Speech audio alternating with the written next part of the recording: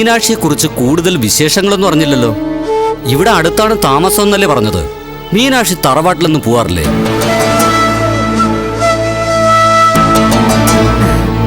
ചില കുടുംബ പ്രശ്നങ്ങളുടെ പേരിൽ ഞാനിപ്പോ തറവാട്ടിലല്ല താമസിക്കുന്നത്.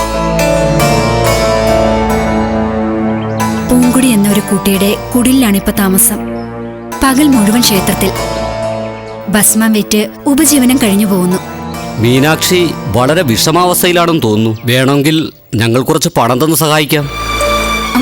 വേണ്ട, എനിക്ക് സാമ്പത്തികമായി ഒരു വിഷമാവസ്ഥയില്ല. അഷ്ടിക്കുള്ള വകയൊക്കെ തൃക്കടിയൊപ്പം തരുന്നുണ്ട്. ആ, പൂജ തുടങ്ങാൻ സമയം. നിങ്ങൾ പോയി തൊഴുതോളൂ. എന്റെ കൂടുതൽ വിശേഷങ്ങൾ ഞാൻ പിന്നെ പറയാം. ആ, എന്നാ ഞങ്ങൾ തൊഴുതിട്ട് വരാം. ശരി.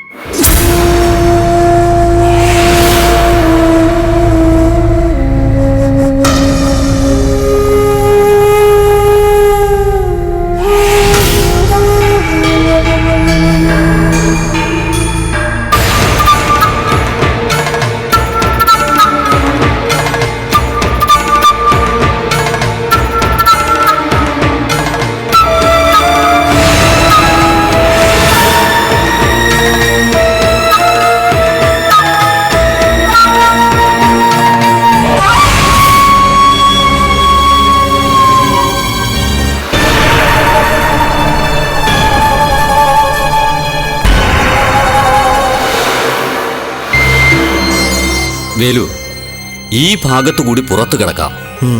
കവാടത്തിന് അടച്ചുപൂട്ടില്ലല്ലോ. ഇന്നലെ രാത്രി അപ്പുറത്തെ കവാടം നമ്മൾ കണ്ടതല്ലേ? രാത്രി കാലങ്ങളിൽ ആ കവാടം അടച്ചുപൂട്ടിയിരിക്കും. അതുവഴി രക്ഷപ്പെടാൻ സാധ്യമല്ല. ശ്രീകോവിലിൽ നിന്നിറങ്ങിയാൽ പുറത്തു പോകാനുള്ള മാർഗം ഇതുതന്നെയാണ്. അതെ, നോക്കി വെച്ചോണം. വാ.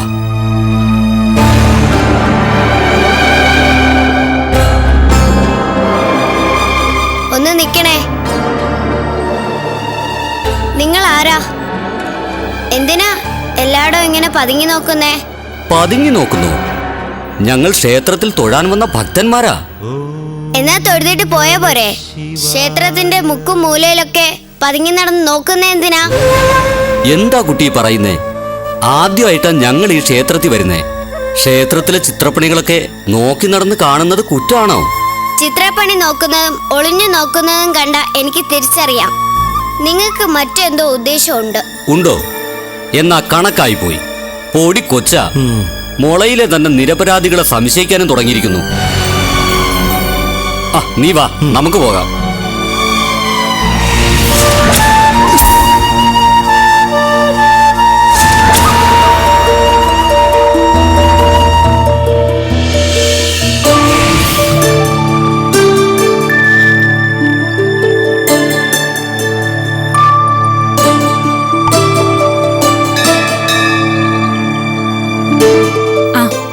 ഭസ്മം വേണ്ടേ? പണമില്ല മകളെ. അത് സാരമില്ല. പതിവായി ഭസ്മം വാങ്ങുന്ന ആളല്ലേ.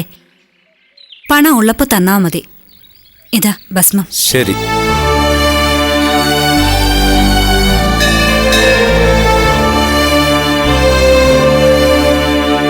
നീ എവിടെ പോയിരുന്നു? ക്ഷേത്രത്തില്. അതുകൊണ്ട് ഒരു രഹസ്യം കണ്ടുപിടിക്കാൻ പറ്റി. രഹസ്യം? അതെ. ആ രംഗനും വേലും വലിയ ശിവഭക്തന്മാരാണെന്നല്ലേ ചേച്ചി പറഞ്ഞത്? അവർ ഭക്തന്മാരൊന്നും അല്ല, പെരും കള്ളന്മാരാ. പെരും കള്ളന്മാര്. പെരും കള്ളന്മാരോ? എന്താ നിനക്കങ്ങനെ തോന്നാൻ? എന്തൊക്കെയോ രഹസ്യങ്ങൾ മനസ്സിലാക്കാൻ അവർ ക്ഷേത്രത്തിന്റെ മുക്കും മൂലയിലൊക്കെ പതുങ്ങി നടന്നു നോക്കുന്നത് ഞാൻ കണ്ടു. അവരുടെ മുഖത്തുള്ള കള്ളലക്ഷണം ഞാൻ പ്രത്യേകിച്ച് ശ്രദ്ധിച്ചു.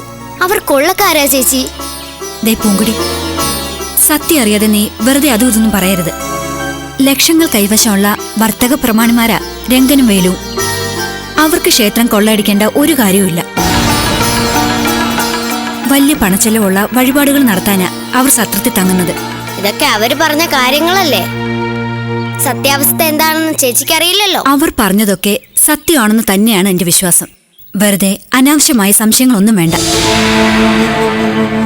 എന്നോട് പറഞ്ഞതിരിക്കട്ടെ, മറ്റാരോടും ഈ സംശയം എഴുന്നള്ളിച്ചു പോകരുത്.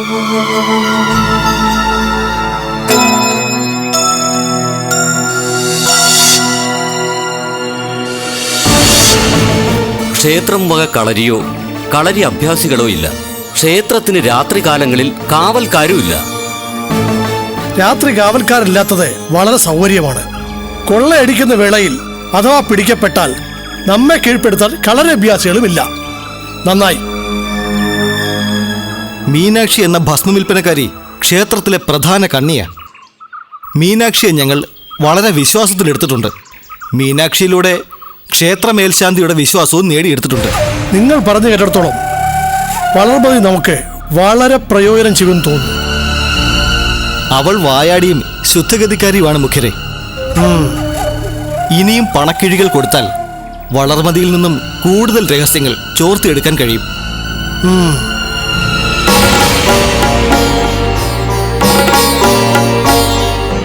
എങ്ങനെന്താ ആലോചിക്കുന്നത്? മുഖ്യരെ, വളർമതിയുടെ വാക്കുകൾ കേട്ടപ്പോ എനിക്ക് ബലമായ സംശയമുണ്ട്.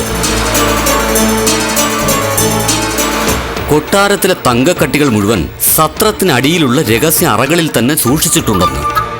സത്രത്തിന്റെ അടിത്തറ തുറന്നാൽ കോടികളുടെ തങ്കക്കട്ടികൾ സ്വന്തമാക്കാം. വളർമതിയിൽ നിന്നും വളരെ തന്ത്രപൂർവം വളരെ വിലപ്പെട്ട ഒരു വിവരം ശേഖരിച്ച നിങ്ങളെ ഞാൻ അഭിനന്ദിക്കുന്നു. ഇനി ക്ഷേത്രം വക സത്രവും നമ്മുടെ നിരീക്ഷണത്തിലായിരിക്കും. നിങ്ങൾ ഇനിയും ദേവി വിഗ്രഹം കണ്ടില്ലല്ലോ? ഇല്ല. ഇന്ന് നിങ്ങൾ ദീപാരാധന തൊഴാൻ പോണം. ദേവി വിഗ്രഹത്തിലെ ആഭരണങ്ങളുടെ അളവ് മനസ്സിൽ തിട്ടപ്പെടുത്തണം. രാത്രികാലങ്ങളിൽ ആഭരണങ്ങളെ ഊരി മാറ്റി എവിടെയെങ്കിലും ഭദ്രമായി സൂക്ഷിക്കുന്ന പതിവുണ്ടോ എന്നും അന്വേഷിക്കണം. ശരി മുഖ്യരെ. 2 ദിവസങ്ങൾ കൂടി കഴിഞ്ഞാൽ ഞങ്ങളുടെ ഒരു സുഹൃത്തും സത്രത്തിൽ താമസിക്കാൻ എത്തുമെന്ന് ഞങ്ങൾ വളർമതിയോട് പറഞ്ഞിട്ടുണ്ട്. 2 നാൾ കൂടി കഴിയട്ടെ, ഞാൻ വന്നുകൊള്ളാം. ശരി മുഖ്യരെ. ചെല്ലേ. ശരി.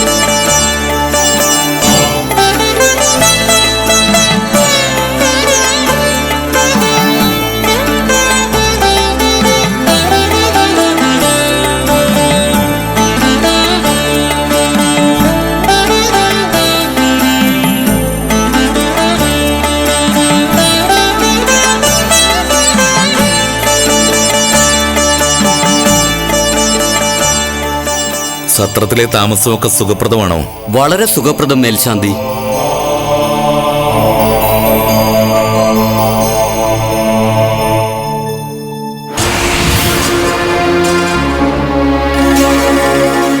ഇത്രയും വലിയൊരു തുക ദക്ഷിണയായി നൽകേണ്ട കാര്യമില്ല വർത്തക ശ്രേഷ്ഠരെ. ഒരു നാണയം പോലും ദക്ഷിണ കിട്ടിയില്ലെങ്കിലും നമ്മുടെ മനസ്സും പ്രാർത്ഥനയും നിങ്ങളോടൊപ്പം ഉണ്ടാവും. തിരുമേനിക്ക് വേളിയും മക്കളൊക്കെ ഉണ്ടാവുമല്ലോ. ഞങ്ങളുടെ ദക്ഷിണപ്പണം മൂലം ഇല്ലത്തെ അടുപ്പെരിഞ്ഞാൽ ഞങ്ങൾക്ക് വേണ്ടി അങ്ങയുടെ വേളിയുടെയും മക്കളുടെയും പ്രാർത്ഥന കൂടി ഉണ്ടാവുമല്ലോ. നിങ്ങൾ എത്ര പണം വേണമെങ്കിലും ഭഗവാന് വേണ്ടി മുടക്കിക്കൊള്ളൂ. നമുക്കൊന്നേ ഉപദേശിക്കാനുള്ളൂ. പണം മുടക്കുന്നത് നിങ്ങൾ ധനികരാണെന്ന് മറ്റുള്ളവരെ ബോധ്യപ്പെടുത്താൻ വേണ്ടിയാവരുത്. നിങ്ങളുടെ ഭക്തി ഒരിക്കലും പ്രകടന ഭക്തിയാവരുത്. നിങ്ങൾ മുടക്കുന്ന പണത്തിന്റെ എത്രയോ ഇരട്ടി മൂല്യം നിങ്ങളുടെ മനസ്സിലെ ഭക്തിക്കുണ്ടാവണമെന്ന് സാരം. എന്തു പുറത്താലും കാപട്യ ഭക്തി പൊറുക്കുന്നവനല്ല തൃക്കടയൂരപ്പൻ. ഞങ്ങൾ കപടഭക്തരല്ല. ഭക്തിക്കൊപ്പം ഞങ്ങളുടെ കഴിവിനൊത്ത വിധം ദാനധർമ്മങ്ങൾ ചെയ്യണമെന്നേ ഞങ്ങൾക്ക് ഉദ്ദേശമുള്ളൂ. ഞങ്ങളുടെ പുതിയ വ്യവസായ സംരംഭം തുടങ്ങുമ്പോൾ കാര്യാലയത്തിൽ വന്ന് ഭദ്രദീപം തെളിയിക്കേണ്ടത് മേൽശാന്തി തിരുമേനി തന്നെ ആയിരിക്കണം. ഒപ്പം മീനാക്ഷിയുടെ സാന്നിധ്യവും വേണം. ക്ഷമിക്കണം, ക്ഷേത്രത്തിന് പുറത്തുപോയി വിളക്ക് തെളിയിക്കൽ കർമ്മത്തിനൊന്നും നിർവാഹമില്ല. പുതിയ ക്ഷേത്രം മേലധികാരി ലേശം കുഴപ്പക്കാരനാ. പുറത്തുപോയി ഭദ്രദീപം തെളിയിച്ച് മേൽശാന്തി അനർഹമായി പണം സമ്പാദിക്കുന്നത് മേലധികാരി മഹാരാജാവിനെ അറിയിച്ചാൽ നമ്മുടെ മേൽശാന്തിപ്പടി നഷ്ടപ്പെട്ടത് തന്നെ. തിരുമേനി തന്നെ തിരി തെളിക്കണമെന്നത് ഞങ്ങളുടെ വലിയ ആഗ്രഹമായിരുന്നു. വിഷമിക്കേണ്ട. നിങ്ങളുടെ വ്യാപാര വികസനത്തിനായി കേമമായിട്ടൊരു കാര്യസിദ്ധി പൂജ നടത്തി പ്രസാദം കൊടുത്തയക്കാം. പ്രസാദം വിളക്കിൽ തൊട്ട് നിങ്ങൾ ഇരുവരും ചേർന്ന് ദീപം തെളിയിച്ചാൽ മതി. അപ്പോ പിന്നെ നിങ്ങളുടെ കാര്യാലയത്തിൽ തൃക്കടയൂരപ്പന്റെ സാന്നിധ്യമായി തിരുമേനിയുടെ സാന്നിധ്യമായി. എന്നാൽ അത് മതി. ഞങ്ങൾ വരട്ടെ. ആയിക്കോട്ടെ.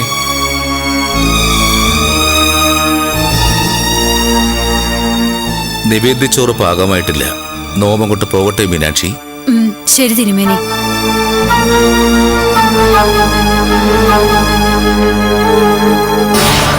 എന്താ പൂങ്കുടി ആലോചിക്കുന്നത്?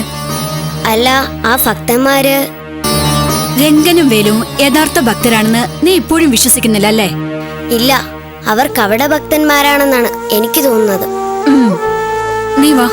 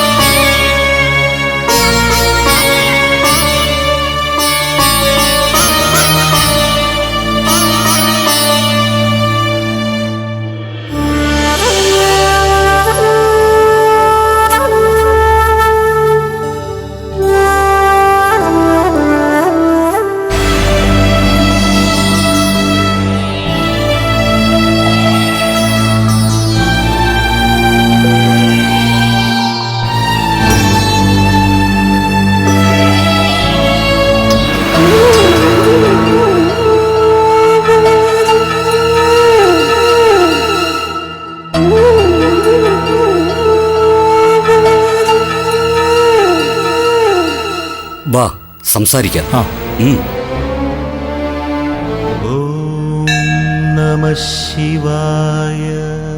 തിരുമേനി, തൃക്കടയൂരിലെ പാർവതി ദേവിക്കും വലിയ ശക്തിയുണ്ടല്ലേ തിരുമേനി? അതെ, ഭൂരിപക്ഷം ഭക്തർക്കും തൃക്കടയൂരപ്പൻ ദർശനം നൽകിയിട്ടുള്ളത് പാർവതി സമേതനായിട്ടാണ്, അല്ലേ മീനാക്ഷി? അതെ, ഇവിടെ ഉമാമഹേശ്വരന്മാർ തുല്യ ശക്തികളായി കുടികൊള്ളുന്നു. അവിടെ ദേവി വിഗ്രഹത്തിൽ ഒത്തിരി ആഭരണങ്ങളുണ്ടല്ലോ. ഭക്തന്മാർ സംഭാവന ചെയ്തതാണോ? നോമയുടെ വന്നിട്ട് അധിക നാളായില്ലല്ലോ. ഈ ആഭരണങ്ങളൊക്കെ ഭക്തന്മാരുടെ സംഭാവനയാണോ മീനാക്ഷി? അല്ല, എല്ലാ ആഭരണങ്ങളും കൊട്ടാരത്തിൽ നിന്നും രാജാവ് തിരുമനസ്സുകൊണ്ട് കൽപ്പിച്ചനുവദിച്ചിട്ടുള്ളതാണ്. ലക്ഷക്കണക്കിന് വിലപിടിപ്പുള്ള ആഭരണങ്ങളുണ്ടല്ലോ. ആഭരണങ്ങളാൽ ഇത്രയേറെ ശോഭിക്കുന്നൊരു പാർവതി വിഗ്രഹം ഞങ്ങൾ മറ്റെങ്ങും കണ്ടിട്ടില്ല. ആട്ടെ, പൂജ കഴിഞ്ഞാൽ ഈ ആഭരണങ്ങളൊക്കെ എടുത്തു മാറ്റി ഭണ്ഡാരത്തിൽ വെച്ച് പൂട്ടാറുണ്ടോ? അങ്ങനെ പതിവില്ല. ശുദ്ധികലശം പോലുള്ള ചില കർമ്മങ്ങൾ നടത്തേണ്ടി വരുമ്പോൾ മാത്രം ആഭരണങ്ങൾ എടുത്തു മാറ്റാറുണ്ട്. എന്താ അങ്ങനെ ചോദിച്ചത്? അല്ല, അത് പിന്നെ ഞങ്ങൾ ഏത് ക്ഷേത്രത്തിൽ പോയാലും അവിടുത്തെ ആചാര മര്യാദകളെ കുറിച്ചൊക്കെ ചോദിക്കാറുണ്ട്. ചില ദേവീ ക്ഷേത്രങ്ങളിൽ രാത്രി പൂജ കഴിഞ്ഞാൽ ആഭരണങ്ങളൊക്കെ അഴിച്ചു മാറ്റി വെക്കാറുണ്ട്. പിറ്റേന്ന് പുലർച്ചെ പൂജയ്ക്ക് വീണ്ടും എടുത്തണിയും. ഇവിടെ ആ രീതി പതിവില്ലെന്ന് അറിവില്ലാത്തവരെ നമുക്ക് പറഞ്ഞു മനസ്സിലാക്കണമല്ലോ. ഞങ്ങൾ ദേവിയുടെ ആഭരണത്തെക്കുറിച്ച് കൂടുതൽ ചോദിച്ചറിയുന്നതിന് കാരണമുണ്ട്. കുറെ വിലപ്പെട്ട ആഭരണങ്ങൾ ദേവിക്ക് സംഭാവന ചെയ്യണമെന്ന് ഞങ്ങൾ തീരുമാനിച്ചിരിക്കുകയാണ്. ആഭരണങ്ങൾക്ക് ക്ഷേത്രത്തിൽ എന്തുമാത്രം സുരക്ഷ ഉണ്ടെന്നറിയാൻ വെറുതെ ചോദിച്ചെന്നേയുള്ളൂ തിരുമേനി. ഞങ്ങൾ ആഭരണങ്ങൾ സംഭാവന ചെയ്താൽ സ്വീകരിക്കാൻ വിരോധമൊന്നുമില്ലല്ലോ. നമുക്കൊരു വിരോധവുമില്ല. പക്ഷേ വളരെ വിലപ്പെട്ടതെന്തും ക്ഷേത്രത്തിലേക്ക് സംഭാവന ചെയ്യുന്നതിന് മുമ്പ് മഹാരാജാവിനെ കണ്ട് അനുമതി വാങ്ങിച്ചിരിക്കണം. ആദ്യം നിങ്ങൾ മഹാരാജാവിനെ മുഖം കാണിച്ച് അനുമതി വാങ്ങുക, എന്നിട്ടാവാം. നേരം വൈകി, ഞങ്ങൾ പോന്നു. ആയിക്കോട്ടെ. രംഗ, ആഭരണങ്ങൾ രാത്രി അഴിച്ചു മാറ്റാറുണ്ടോ എന്ന ചോദ്യം വേണ്ടായിരുന്നു. മേൽശാന്തിക്ക് നമ്മളെ ഇതുവരെ സംശയമൊന്നുമില്ല. പക്ഷേ മീനാക്ഷിക്കും കൂടെയുള്ള ആ പെൺകുട്ടിക്കും നമ്മളിൽ സംശയമില്ലേ എന്നൊരു തോന്നൽ. ആ തോന്നൽ വിട്ടുകളഞ്ഞേക്ക് വേലു. നമ്മൾ ഏറെക്കുറെ ഇവിടുത്തെ സാഹചര്യങ്ങളൊക്കെ മനസ്സിലാക്കിയില്ലേ? ഇനി എത്രയും പെട്ടെന്ന് വിഗ്രഹവും ആഭരണങ്ങളും കൊള്ളയടിക്കുന്നു, സ്ഥലം വിടുന്നു, അത്ര തന്നെ.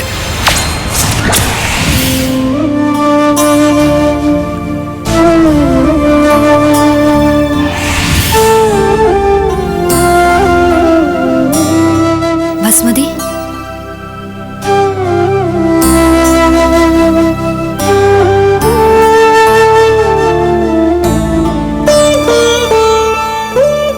ശിവനും പാർവതിക്ക് നിവേദിച്ച പായസം കൊണ്ടുവന്നിട്ടുണ്ട്. ഇതാ, ഈ പായസം കൂടെ കുടിക്കേ.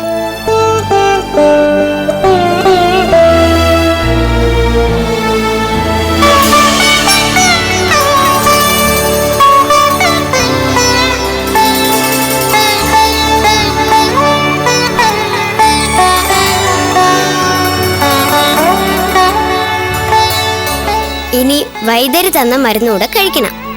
വേണ്ട മകളെ, കുറച്ച് പായസം കൂടി കഴിച്ചാൽ മതി. വൈദ്യരുടെ മരുന്നിന് സഹിക്കാനാവാത്ത കയ്പ. കയ്പിനെ അകറ്റാനാണല്ലോ ക്ഷേത്രത്തിലെ ഔഷധമായ മധുരപ്പായസം. കുടിക്കമ്മേ.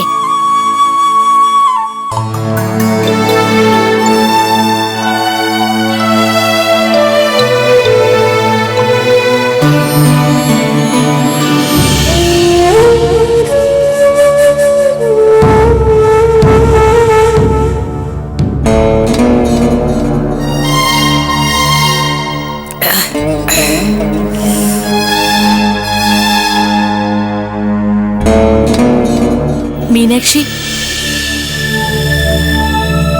എന്താ ആലോചിക്കുന്നേ? വള്ളിയമ്മയും കരിമൊഴിയും പോയ ശേഷം വല്ലാത്ത ഒറ്റപ്പെട്ട അവസ്ഥയാണ് നിനക്കെന്നറിയാം. വള്ളിയമ്മയും കരിമൊഴിയും സൃഷ്ടിച്ച ശൂന്യത അകറ്റാൻ മറ്റാർക്കും ആവില്ലെന്നും അറിയാം. ശരിയാണ് ബസ്മതി. പെറ്റമ്മയില്ലാത്ത ദുഃഖം, ഒരു അനുജത്തിയില്ലാത്ത ദുഃഖം. ഒന്നും അവരുടെ സാന്നിധ്യത്തിൽ അറിഞ്ഞിരുന്നില്ല. അവർ തിരിച്ചു വരാനുള്ള സാധ്യതയെക്കുറിച്ച് ആശങ്കയുണ്ട് എനിക്ക്. ഭൈരവിയുടെ കത്തുന്ന മുഖമാണ് എന്റെ മനസ്സിൽ. കനിമൊഴിയെ തട്ടിക്കൊണ്ടു പോകാനുള്ള അവളുടെ എല്ലാ ശ്രമങ്ങളും പരാജയപ്പെട്ട സ്ഥിതിക്ക് ചവിട്ടേറ്റ പാമ്പിനെ പോലെയാണ് അവൾ.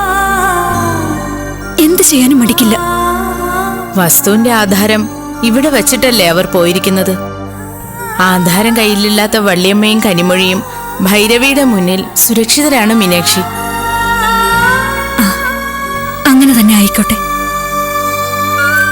ശംഭു മഹാദേവ.